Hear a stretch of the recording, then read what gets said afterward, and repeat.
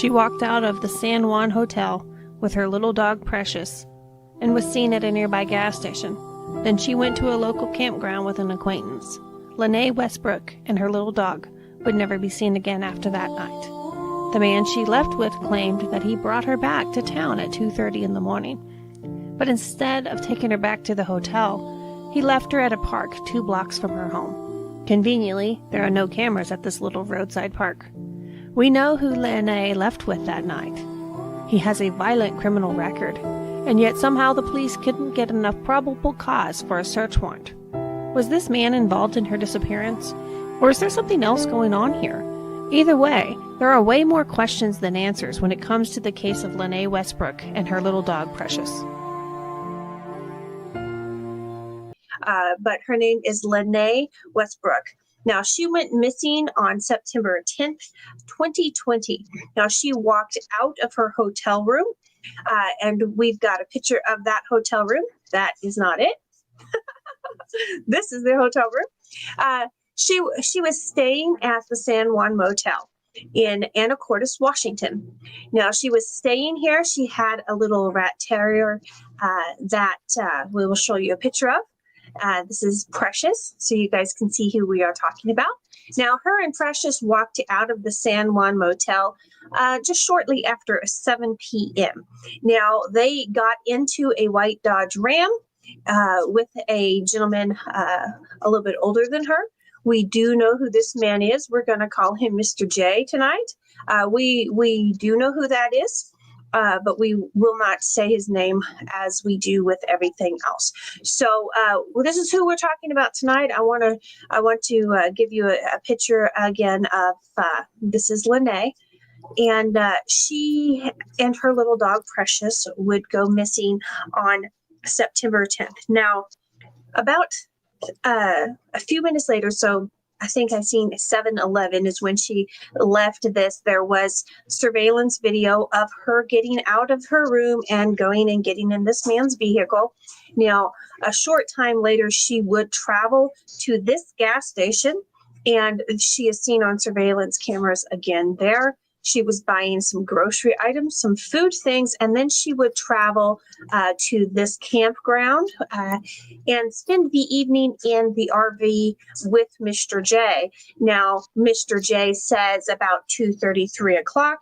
His times have changed over time, but somewhere between 2 and 4 a.m., he decided he took her back to Anacortes. He took her home, and instead of taking her back all the way to the hotel, he took her here.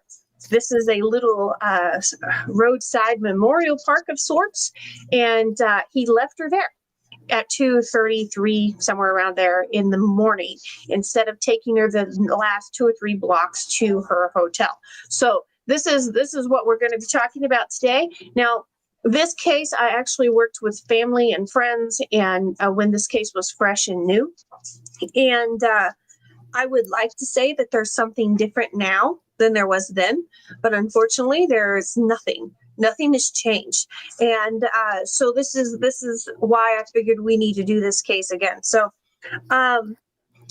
when a person goes missing, there is a tendency when they are of a certain age, if there isn't any physical evidence at the scene, like the room's not disheveled. It doesn't look like there's a break-in, doesn't look like there's blood spatter, doesn't look, if it doesn't look like a robbery gone wrong or something obvious.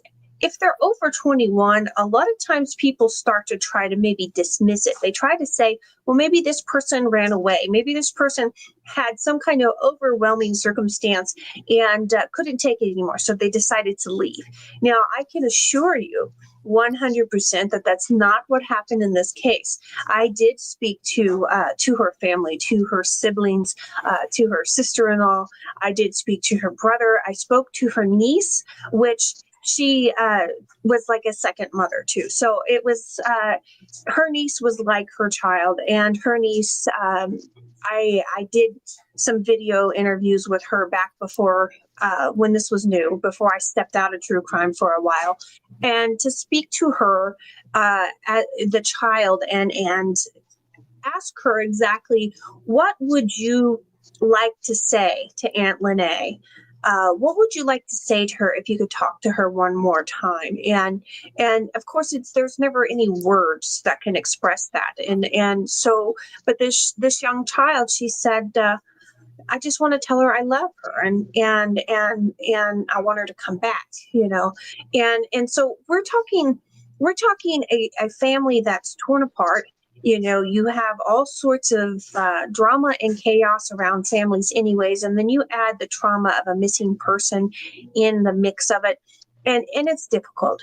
So you've got a teenage, she would probably be 15, 16 years old now.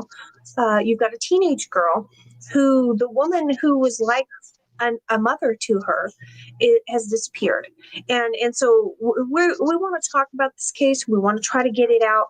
We're going to try to be nice and polite, but I will tell you, this case is infuriating because we know who Laynee left with.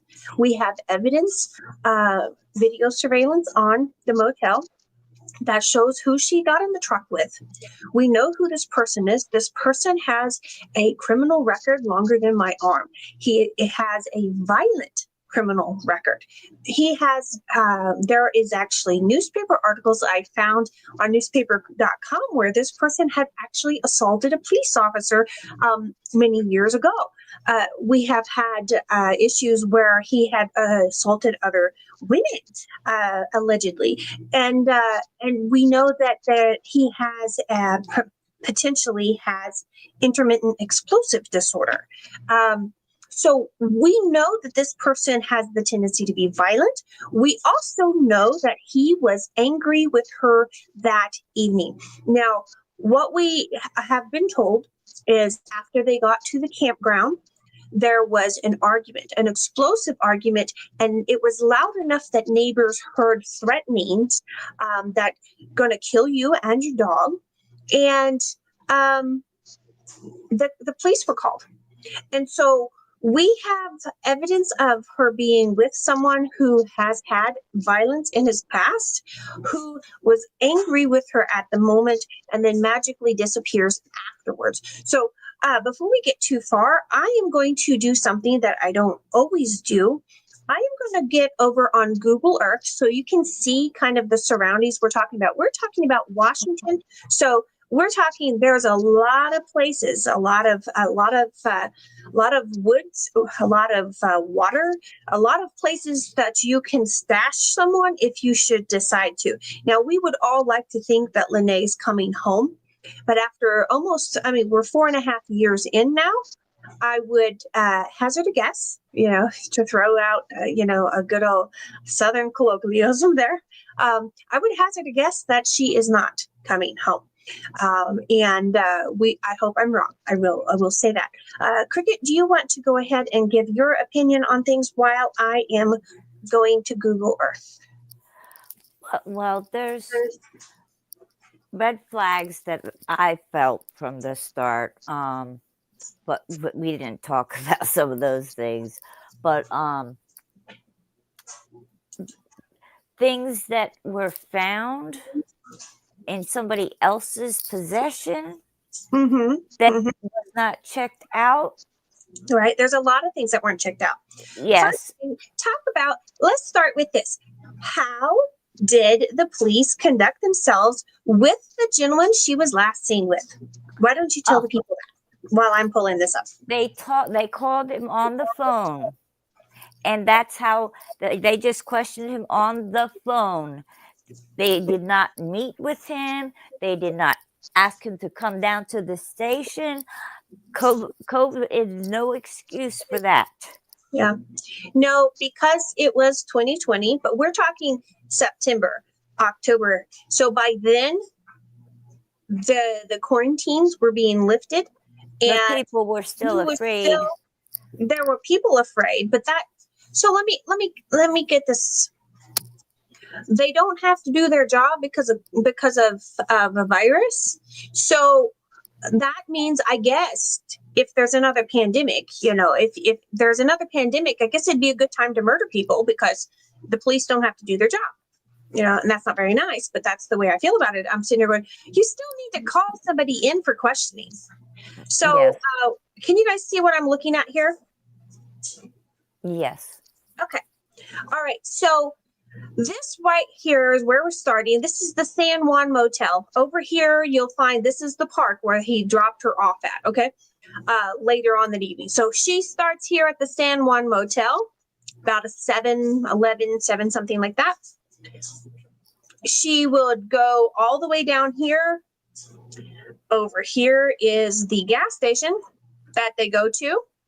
Then he comes back here and he travels south all the way down here to where the campground is. And then supposedly at 2:30 in the morning, he travels all the way back up here, zing, zing, zing, and drops her off here. Okay, so doesn't go all the way to the house. He drops her a couple blocks away. So this is the map. So I just wanted you to get a kind of an idea of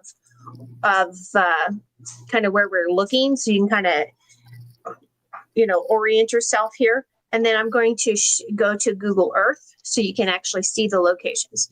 So first place we're going to go is we're going to look at her hotel, the San Juan Hotel, so you guys can see where she's at. This is where she is staying at the moment. Let's get that pulled up here. Zing, you gotta love Google Earth. I mean, oh my gosh, this is such a wonderful tool. Okay, so we're gonna do Street View. We're gonna zing right down here onto the road so you can see. So this is the neighborhood that she was living in. So you can see the neighborhood. Zing, zing, zing. Here is the hotel. So this is the hotel that she lived in. Gonna kind of go over here so you can see. Now I want you to take note of all of the grassy areas. There's a little bit of grassy area here. But if you go back this way, look right down here. Right behind here is a whole wooded area. So my point, why did he drop her off 2 blocks away? Why did he drop her off 2 blocks away when he doesn't really give a reason? But he drops her off 2 blocks away in the middle of the night. And I think he uses kind of the dog as a reason. And I'm like, well, so there was plenty of places for the dog to go to the bathroom there. Okay, so we're going down south. We're going to do Street View. We're going to see the gas station where she was at. Now we can't get too close. It's on a loop, so we're going to have to go. This is as close as we can get. This is by the casino. Okay. So this is the gas station that she was seen about 7:30 getting groceries at. Now her debit card's not been used. Her cell phones weren't being used. Nothing's been used. And to make our point about her not running away and starting a new life or whatever that people try to say, she had just got her stimulus. At that time, people were getting stimulus checks. And she had just got her stimulus check and had left it at her mom's house and didn't take it with her. So, I mean, if you're gonna run away and start a new life, for one, you probably want to take some belongings. You want to take some belongings for your dog, and you probably want that cash. Okay, so this is the Thousand Trails campground that we are discussing here. So it's an RV park, campground type place. Am I going too fast? Can you guys see? Is it catching up? I never know if there's too much of a lag. So I want to make sure that you guys can see what we're doing. So he took her all the way down here to this, and then supposedly at 2 o'clock in the morning to 3 o'clock in the morning, I have heard all the way up to 4 o'clock in the morning. So somewhere between 2:30 and 4, he decides to randomly drop her off here. Now, this is a somewhat sketchy place to be at 2:30 o'clock in the morning. Look, there's no street lights for one. Yeah, is that a light way down there maybe? There's one. So there's no street lights over this park. I just noticed that there's no light on this park. So why would he just drop her off in the middle of the dark?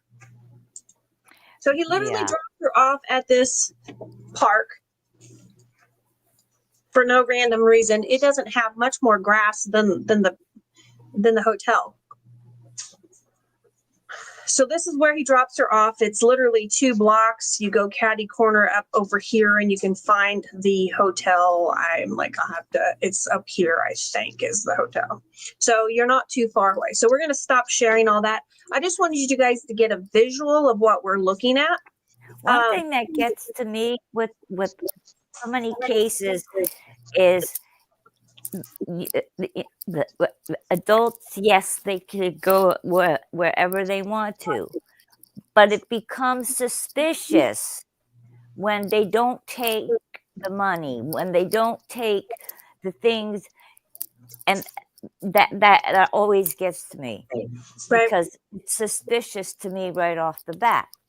Absolutely. She should have taken her money. She should have taken her debit card. If she had decided she wanted to run away, those stimulus checks, it was on a prepaid card. So she could have cashed out that card and taken it with her, and nobody would have been able to track that. She had paychecks that she didn't take. She didn't take any extra belongings for the dog. To hear people around her talk, that dog was like her child.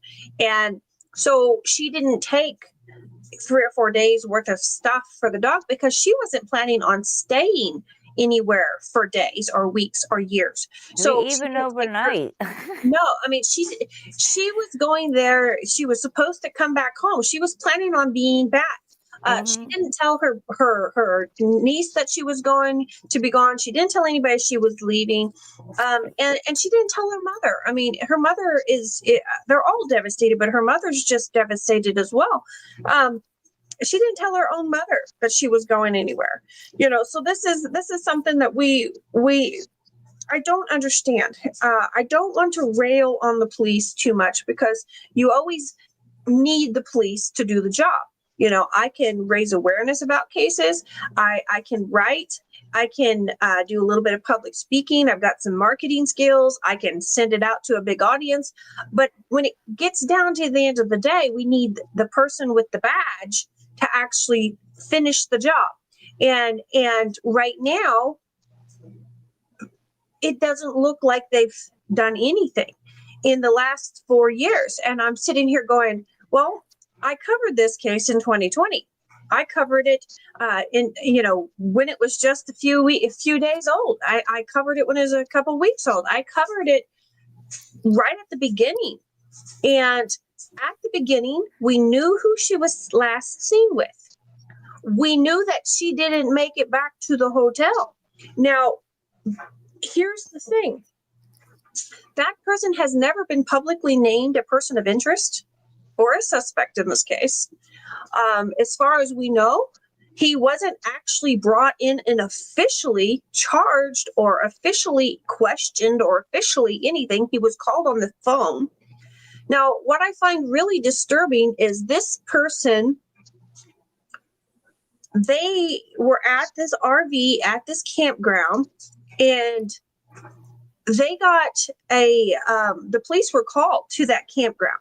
Now, the officer says he gets 20 or 30 calls a night, of noise complaints. So what happens is there is a neighbor that calls the cops. They hear yelling, they hear screaming, they hear someone threatening, I'm going to kill you. I'm going to kill you and your dog. So the police come, but by the time the police get there, because they have other things to do, I suppose, but by the time the police get there, things had calmed down and the 2 people were back in the RV. So he thinks everything's calmed down and he doesn't go in. To me, that is the biggest what the heck moment ever. I mean, my daughter was playing on my phone and butt dialed 911 a few months ago. And there was an officer that came down, knocked on our front door, talked to us, and then had to talk to my daughter and make sure that she wasn't, silently asking for help and being, being secretly abused or something, and yeah, it's laughable that could even be considered, because we have my kids are spoiled rotten. That's about it, but we understood that was his job.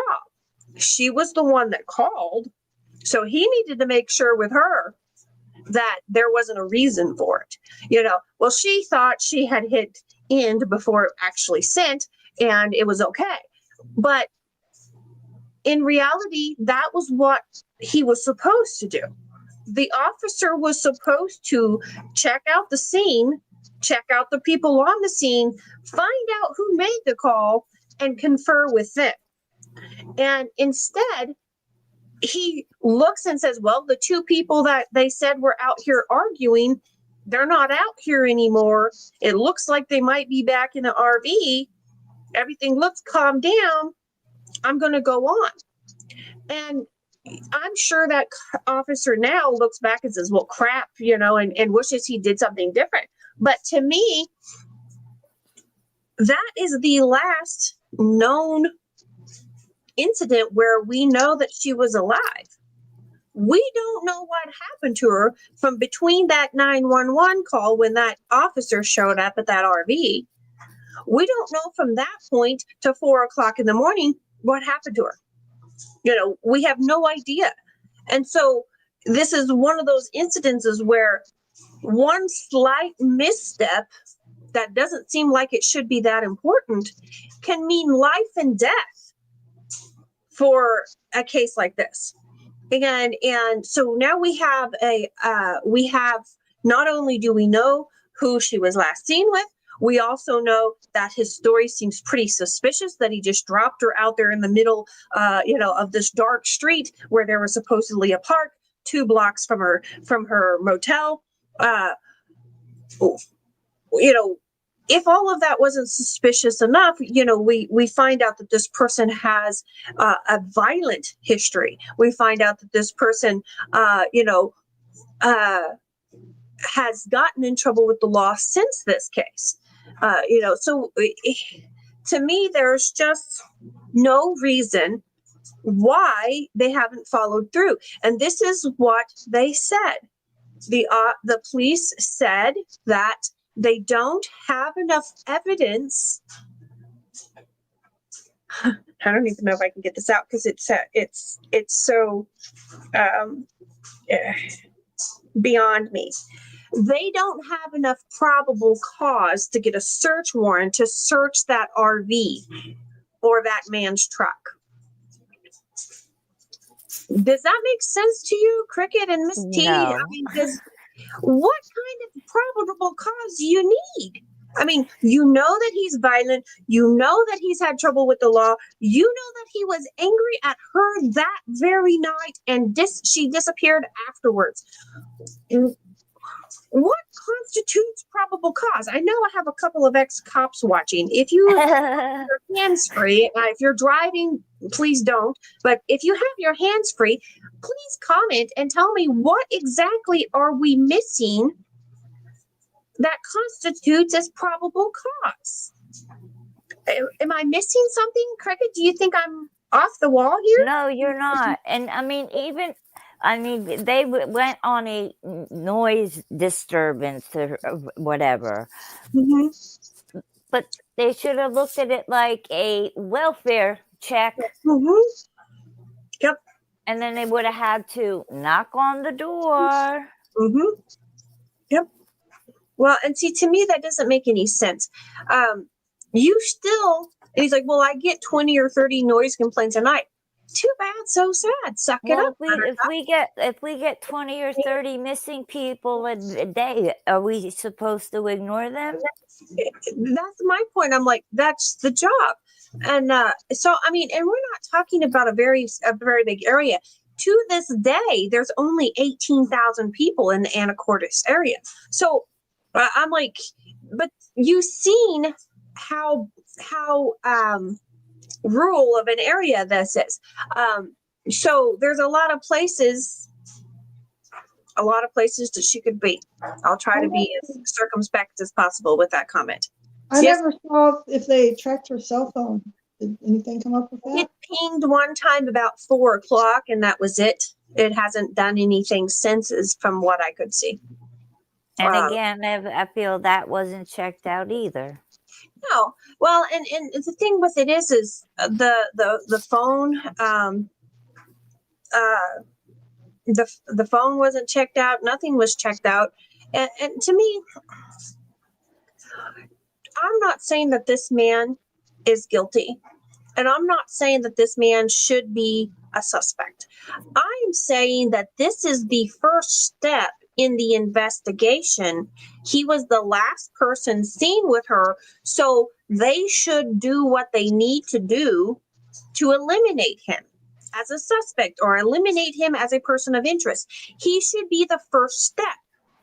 And if you can't eliminate him, then we have a problem, and maybe you should look into him a little more.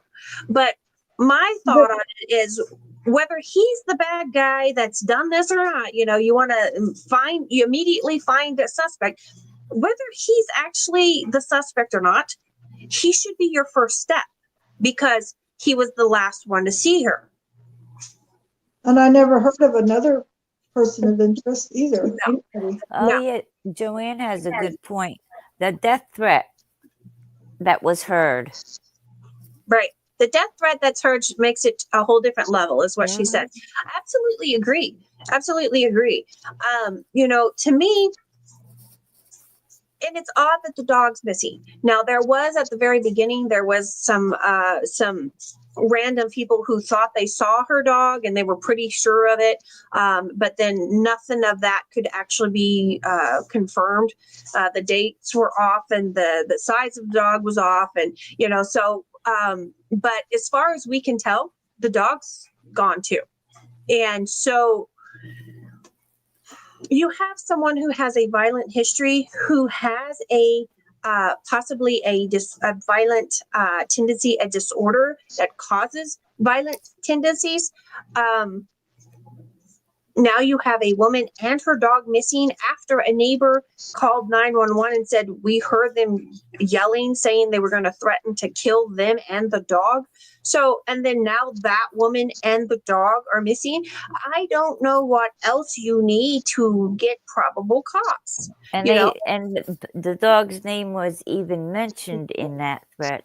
Right. So Precious. How many? yes. How many precious dogs are in that? Was in that campground that night, So I mean, again, I'm not saying that he's the one, but to me, that should be their starting point, and then they should be able to work out from there. Did he drop her off like a nitwit? Did he drop her off at that dark park at 2:30 in the morning, and somebody attack her in those 2 blocks to her hotel? There is a slight possibility that something like that could have happened. But until they can eliminate the last person she was with, it's like, that's your first step. How can you take step number 5, 6, and 7 if you never take step 1? And so I did see something in a news article that said that they did finally issue a search warrant in 2022, so 2 years after she went missing. But it doesn't say for what or for who or anything like that.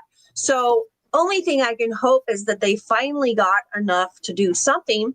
But you look up Laynee Westbrook and her case, nothing. There is nothing else to say. And this is the reason why I wrote about this case to begin with, because I did a video about this case to begin with, because when I first started true crime, I didn't have a good computer setup, so I didn't do very many videos. I was more about my blog. And so I wrote blog posts and shared those everywhere. And then the videos were just kind of sporadic. this case really disturbed me because it was brought to me and it was fresh and new, but there wasn't enough information to even write a 500-word blog post. And to me, that's devastating. You've got a human being who has lived a full life, and there's not enough information about her to write 500 words when she goes missing. So to me, it's devastating. It's devastating. You've got a person who loved animals, and I remember one of her family members said that she could have she had a dream of being a veterinarian one time, and she was so good with animals, and she was a fun loving person. She loved to tell jokes. They said she had the best dad jokes ever, and she was kind of one of those people that kind of bopped into the room, and when she left, she's like, so glad you got to see me, and bopped right back out. She was a touch of sunlight, and she's not there, and now there's not even 500 words to say. Joanne says, was there a previously known relationship between them? Yes and no. It wasn't necessarily they were dating or anything. It was just they hung out every once in a while kind of thing. And it's a small town, and certain people were all kind of raised together and kind of knew each other. And so I don't know that there was any like deep romantic relationship there. That wasn't kind of where it was. I do believe that it was just more of they knew each other, they hung out. It wasn't a formal relationship, let's put it that way. There was no known, they hadn't been dating for a year or anything like that as far as anybody knows. So and another thing I question, I believe that they were drinking. So was he even able to drive her anywhere? Exactly. Well, did they check his vehicle? Did he have any damage on his vehicle? Did he get in an accident on the way there and then try to cover it up? But no, nobody knows. Now, there was a headline that made me excited for a moment. I will do a quick share screen again so you guys can see. And this made my heart jump. I was all excited. And it's in the right area. It's Saget breaking news. Possible human remains found in suitcase floating in Ross Lake. Okay. So same county, basically, not too far off from where we're talking. October 12th, 2003, possible human remains found floating in a suitcase in Ross Lake. So you see that, you think, oh, yes, maybe we're getting close. But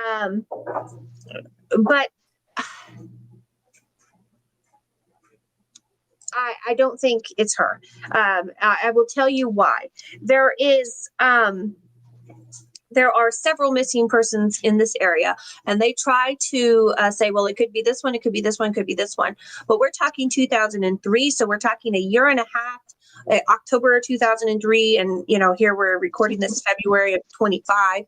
So we're talking a year and a half. They have not, as far as I can tell, I did all the searching I could find. I could not find anything to say that they have actually named the remains that were found in the suitcase.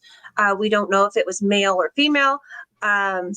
So we do know that there were human remains found in a suitcase in Ross Lake. But I tend to think that it wasn't Laynee, simply because if they have a missing persons case in their area, and it's been a year and a half, 2 years since they found the remains, and they still haven't identified the remains, you have family, you have friends, you have a way of getting DNA. To me, if it was Laynee, they would have already verified it by now. There is a slight chance that I think, though, that you could have maybe something in the suitcase that ties the case together to a suspect that they have. So maybe they're just holding it close to their chest. But I still don't necessarily think that that's her, simply because if the remains were simply in a suitcase and weighted down. If it wasn't weighted down properly, that suitcase should have surfaced within a few weeks of Laynee going missing. It would not have surfaced 2 years later, unless somehow it was wedged underneath something and dislodged. We don't know, but I tend to think that that's not her. But we will have to wait and see. I will keep an eye out, and if I hear anything, I'll post an update. But where is Laynee Westbrook and her little dog Precious? That's where we're at. We don't know. We do know the same things we knew before, and it just seems like the police are dragging their feet now. I would like to think that it's because, they just don't have the evidence they need. I'd like to think it's all a legitimate reason why they're dragging their feet. But I think after 4 years, it's time to stop. It's time to just get in and get it done. I don't know what the specific laws are in Washington, but you have so much information of who she was with, where she was, what she was doing. You have an officer on scene that evening. What else is legally required for a search warrant? I don't know. To me, it does not make any sense. Tammy, Miss T, I haven't heard much from you. Do you have anything to add here? Unfortunately, there's not a lot to add to this, but I think it would have been solvable. I mean, it seems pretty probable to me, my opinion, that, well, they really need to look into that guy that she was with. I mean, that's about the only conclusion I can come up with. Well, to me, I'm sitting here going, everybody, and there's so many cases that they want to make it. They get into these big, huge theories that are fantastic, and then now they're human trafficking and they're this and they're that, and they're on an island with Elvis somewhere, and it just gets dramatic and outrageous. And I always say, well, when it gets too fantastical, come back to the practical. Well, in this case, even the practical's getting overlooked, and so, I'm to the point where, I'm not bashing anybody. I'm not trying to bash the police. I'm not trying to bash anyone. But I do think it's time that maybe we need to get in on a roll and share this woman's information to everyone and everything that we can. If you're on Instagram, share it there. If you're on TikTok, share it there. If you're on Facebook, share it there. Share it everywhere, because maybe, just maybe, there's one little bit of information that police department needs so they can follow through. And maybe there's just one little piece. So if we can provide enough publicity to get that one little piece of evidence that they need, maybe we can get this closed and get the answers for this family. Because I talked to, like I said, I talked to the sister-in-law and the sister, and one of the brothers. So, and then the niece. But I know that there's another brother. I know there's a mother. I know she's got friends. I talked to one of her former friends that she knew before. There's people around that need answers on this. And so if we, you look at these videos and you watch these, and I appreciate you watching them. I love to see you guys sign on. I love to see the conversation in the chat. But I do this for a reason. I do this to help bring in leads for law enforcement, because I've never got to the point where people have called me an armchair sleuth. People have called me an armchair psychologist. People have called me, a wannabe profiler. I mean, they've called me all these things. In reality, I am a writer and a marketer. I can market stories online and I can write. And I don't have a badge or a gun. I don't have the authority to do anything, but I can raise awareness. And I only can do that if you guys do your part. And so on this case, I would really like for you guys to share it. Please share it anywhere and everywhere. You don't even have to share my videos. Find pictures of her and share it. Find news articles and share it. Find somebody else's video and share it. You don't have to share just my stuff, okay? Because I need to get a bigger audience. So yes, I want you to share my stuff. The bigger the audience I have, the more people I can help. But it wouldn't matter if I had 10 million people on my site. If nobody shared it, it wouldn't help, But my thought on it is if everybody can share this, it will get it out a little further. If somebody has a tip, if somebody's watching this, that something, I don't care if you don't think it's important, go ahead and call it in, because sometimes the smallest, slightest detail is that final puzzle piece that the police need to follow through and finish this. See, I can't finish this. You can't finish this, but the police can finish this. And so this is what we need. If you have any information, call it in. If you don't have information, share it. Okay? Because somewhere between all of us, we can make a difference. And there's a hurting family out there that has been torn to shreds because of this. I have seen it happen so many times with so many families. They're just ripped to shreds because of this. And the not knowing is worse than finding bad news. So today I ask you guys to share this. Share anything with her that you find. If you see newspaper articles, share it, because together we can make a difference in these cases. We can make a difference. Girls, do you have anything you want to say before we leave? Yeah, I want to share a statistic with sharing as a missing persons advocate and someone who's gone boots to the ground and searches. For every 100 people that see this a post or missing person, only one will share. We got to get better. Yeah.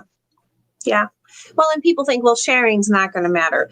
It absolutely matters. Whether you think you have enough people on your friends list to make a difference or not, this is what happens. If enough people watching me shares this content, Facebook is going to say, oh, hey, this is important content. Then Facebook starts sharing it. Okay. So the idea is, well, I've only got a couple hundred people on my Facebook page, or I only have so many friends here. It doesn't matter. When you share it, if enough people share it, the algorithm starts taking attention,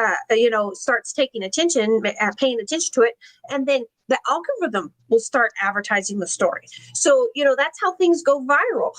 So if everybody shares, then the algorithm starts sharing, and then it gets to a certain person that says, oh, hey, I did have something I was going to call and tell the police about, and I have it. And maybe it'll push them to do that. Okay. All right, guys. Miss T, I haven't heard hardly anything from you. Do you have anything you want to add, sweetie? I'm just agreeing with everything that you guys are saying. Well, I just hope this family gets answers. there's nothing else to talk about. There really isn't anything else to talk about. There's, a couple of little things that haven't been verified, or a couple of little things that really we can't share because we can't validate it, But other than that, there's really nothing, and it's devastating. So, okay, guys, please share the story of Laynee Westbrook. I will see you guys later. Girls, do you want to say goodbye real quick? Have a good night, and don't forget to share. See y'all later.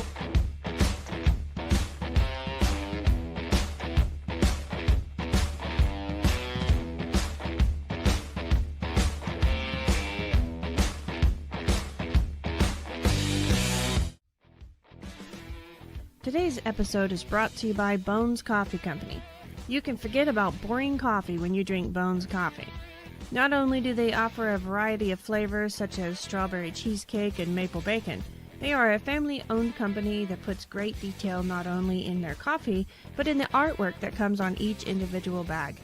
Bones Coffee has a coffee club that will deliver your favorite coffee to your door every month. If that wasn't enough, they also have some amazing swag to offer. Check out Bones Coffee Company today. I'll have my affiliate links in the show notes for you.